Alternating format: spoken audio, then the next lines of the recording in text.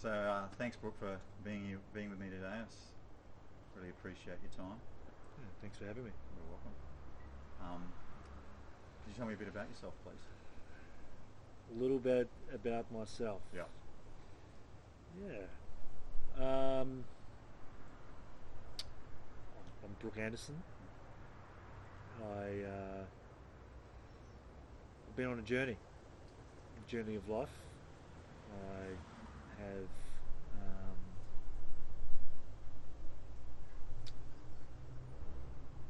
got to a point where I understand, where I have committed to a journey of leadership itself, where I've taken full responsibility for the way that I take my power of my leadership back for my life and for everything that shows up for me.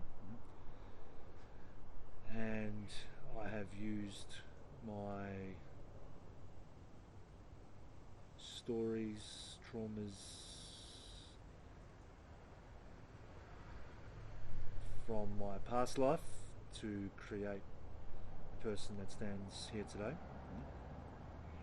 to now create an impact for others, so then that way we get to change in society, where we start being more responsible for everything that we have in our life. Yeah. And the element of responsibility I'm talking about goes to the depths of taking away the racket that the government is there to rescue us, or any governing body is there to rescue us, and take full responsibility for the lifestyle and the life that we get to choose and leave behind as a human race. Yeah. I see you're wearing an All Blacks shirt. Did you grow up in New Zealand? It's probably a good place to start. Yeah, I did grow up in New Zealand. Yep. I was in New Zealand for 21 years, in a little place called Aherne, which is just outside of Wellington. Yeah. And New Zealand's played a big part of my journey, especially around, New Zealand's very cultural driven. There's a lot of beautiful cultures around New Zealand of community, and a lot of the Māori and the Pacific Islands have brought to New Zealand, which is really the heartfelt and Mother Earth part of being a human. Yeah. Probably didn't realise it at the time when I was in New Zealand. It was just sort of everyday life for me. But sort of reflecting upon my journey and where I am now, I see that what was normal to me then, and the environments that I was in, that there is some sense of lack in other areas of the world around that. Awesome. How long ago did you move here? What, you're 21, were you? Yeah, so I've been here for, it'll be 10 years next month, in October. Sunny Brisbane. Sunny Brisbane. Nice. Love it. Oh yeah. Love it. Yeah. I absolutely love my life here. And I personally, I'm very biased. I can't say I've travelled the world, but I've definitely done a bit of travelling. Yeah. But I definitely love the lifestyle that Brisbane offers. Yeah. And I love that it's growing into, you kind of got the best of both worlds here. It's definitely growing into more mature city, but it still has an element of laid backness, which really suits me. Yeah. Awesome. And can you tell me a bit of what's important to you in your life? What's important to me in my life? Yeah. I still love that question. Yeah, it's awesome, isn't it? It is. Look, what's important to me in my life is truth, community, freedom, and connection. Okay. What does truth look like? Pieces just landed for me from our earlier conversation around that. So truth for me looks like asking yourself what's important to you in your life, and really, I know it's just like, I got it, and asking yourself it like every day, like it's an ever-evolving thing, to then realise what it is that is your truth, and what it is that you stand for, and what you're willing to stand for from a place of not being liked or understood, but seeing that it could be advantageous for the people around you. Yeah. So, like you talked about leadership itself. Is that sounds very similar to truth, like that self part? Essentially it is. Yeah. Hence the reason why for me it's my number one value. Yeah. So for me, I would rather put myself in a situation where I may be misunderstood at the time, to be not necessarily liked, but at some point receive a hug or a message, or not even receive that actually. Yeah. Just know that one day that might drop for someone, wherever it is on their journey, Yeah. and they reflect on that and go, oh, I get it. Yeah. So is that contribution to your community? Is that what community looks like to you? It is what community looks like for me. Community for me is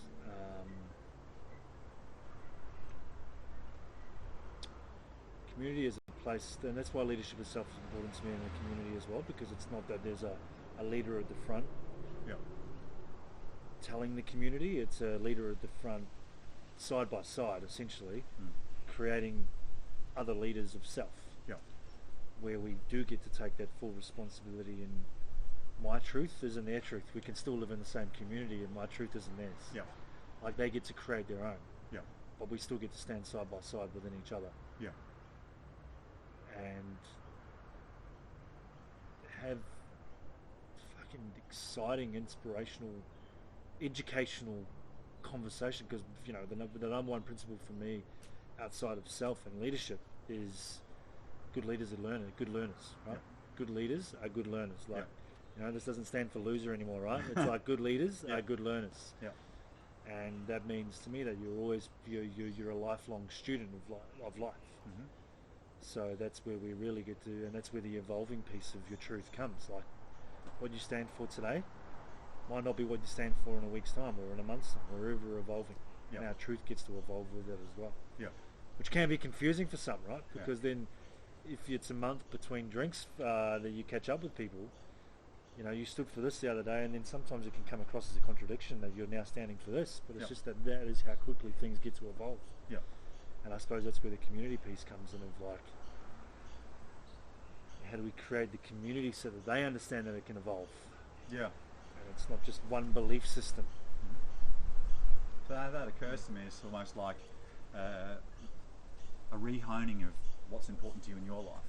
But how it occurs today, you might reflect on that between now and a month's time, and that might change. Is that correct? Is that occurring to me the same way? Absolutely. Yeah. Absolutely. Like there is things that even just a month ago that I was willing to stand for, and I still stand by them for that moment.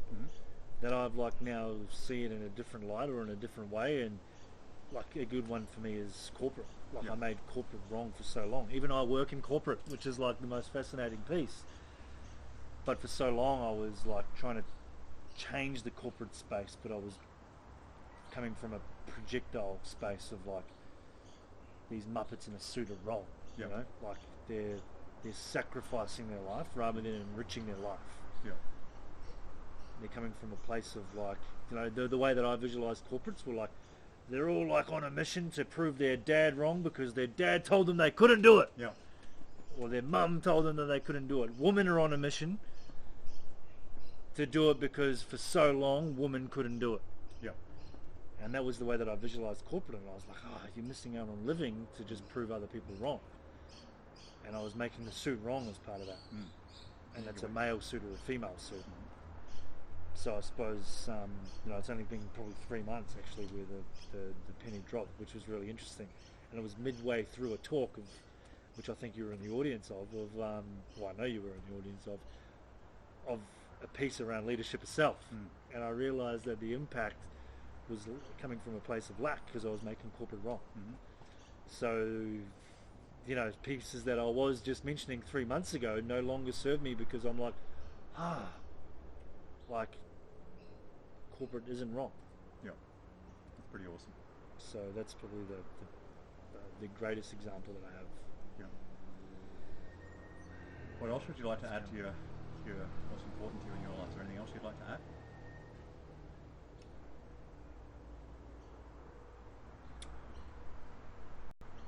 I think it's the freedom piece. Like I know we've touched on truth and community, and the freedom piece for me comes from a place of, I suppose, the change that I would like to see is, and that's where I'm saying standing side by side. The freedom just doesn't come from financial freedom and abundance and those spaces are very important to me. A life of choice, but it's allowing a society and a community that we live in of freedom, Yep. of like not being trapped, and I suppose coming from a place of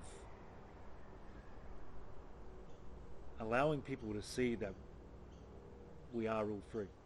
Yeah. Right now, right here, right now.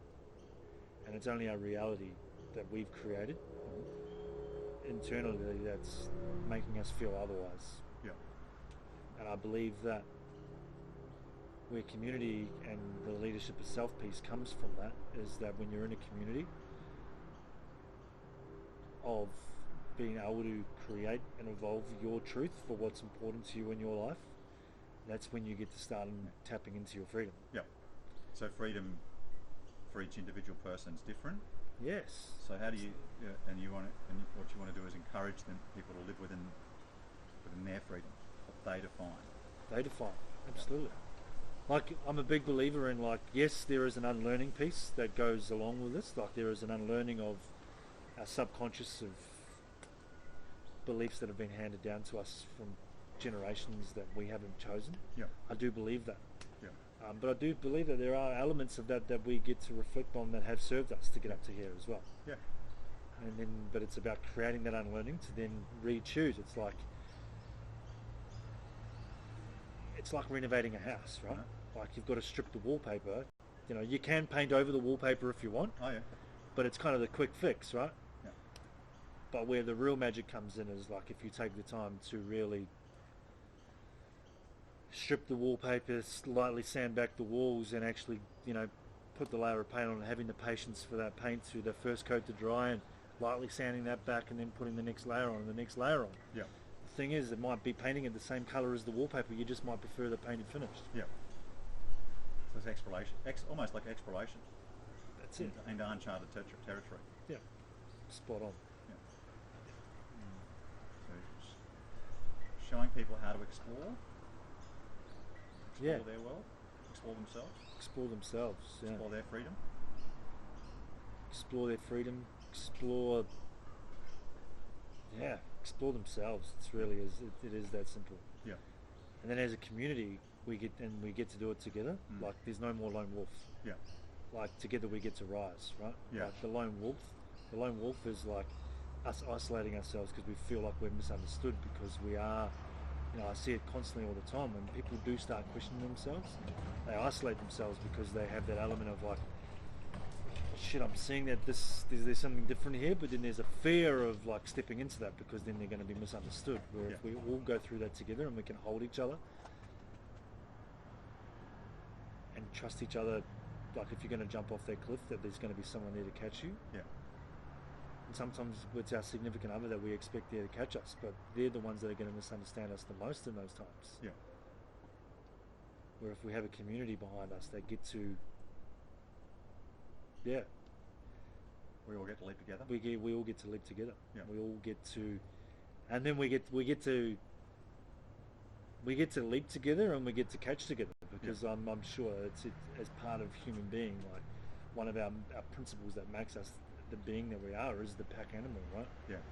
Of, you know, and we all love to give, and there comes a time where we have to be okay to receive as well. Yeah. So, you know, like give 11 times, so catch 11 people, and then step into your leadership of self and actually allow yourself to jump off the cliff, knowing that it might not be the same people that catch you, but the community will catch you. Yeah. Yeah. So create your own. Create your own. Yeah. That's awesome. And like, I used the word tension earlier in our conversation around like, and yes, that is a made up reality, but it can feel so real. But then within a community, the tension seems to disappear. Yeah. Like, and I've experienced it. I've experienced it where like the tension of like going to an event that you kind of have an idea that's going to be a little bit like, whoa, this is like so new to me. Yeah. And then you show up, and it only sometimes, like, I've driven to the Gold Coast from Brisbane before, going to an event, and I'm like, there's like full tension that's made in my head. Yeah. I'm like, whoa, this is like fully out of my comfort But then you turn up, it's like 30 seconds of just sometimes turning up and saying to someone, "Well, I feel really like uncomfortable here," Yeah. and that person can take it because you put it in the space. You get to work through that together collectively, Yeah. and within 30 seconds you're there, you're present, Yeah. and you realise that it doesn't actually exist. Yeah. Where that tension can actually, then that reality can, if it's in the lone wolf situation, which we all tend to do, Yeah. it can stick with us for weeks, months, years. Yeah.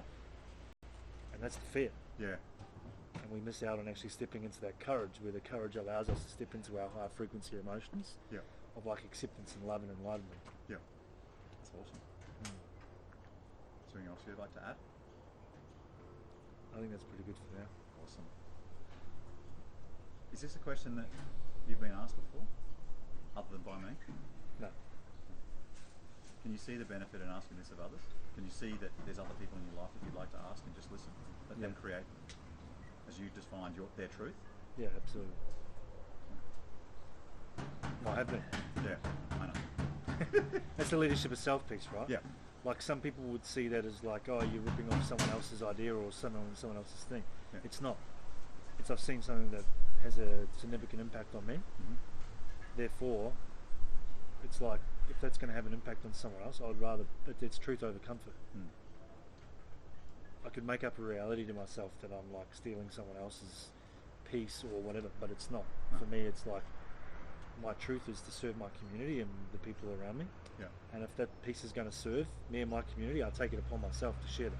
Yeah. And that's another important piece in the leadership piece, is like once you know what your truth is, then you stop asking for permission. Yeah. Like, you still get to be the observer and the leader all in one. Yeah.